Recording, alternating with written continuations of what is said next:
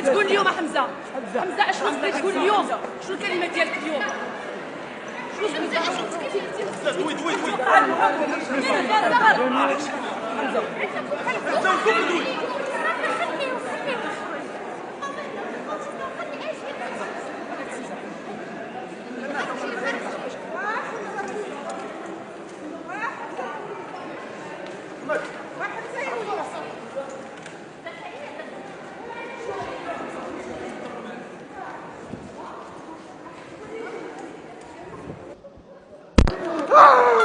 حمزه اجي اجي اجي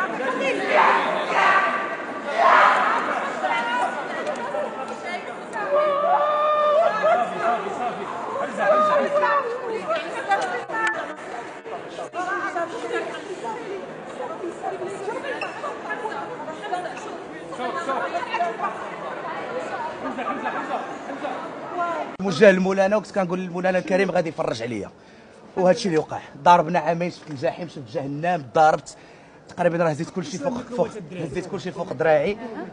اللي غادي نشكر الله سبحانه وتعالى، حيت هادشي ما كانش كيبان لي حل، كان كيبان لي غادي نمشيو 30 عام باش نجيكم من باش نجيكم. الحمد لله الحمد لله. شنو الرساله كتبغي توصل خويا؟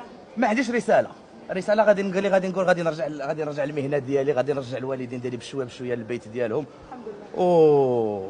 هذا اللي غادي نقول. الله الوطن الملك، هادشي اللي غادي نقول. الناس المغاربه اللي يعني نتوما التجار بالبشر ما كانش. لا ما كانش، سمعت بنا كل شيء على كل شيء. لا جوج متهمين، هو الاب ديالك ولا الام ديالك والاب ديالك؟ الام ديالك والاب ديالك فاش مشيتي؟ دابا غتسمحوا لي الصحافه، الله يرحم بها الوالدين، انا اللي هضرت معاكم. غادي شي ندوه صحفيه ان شاء الله ان شاء الله دابا نمشي عافاك.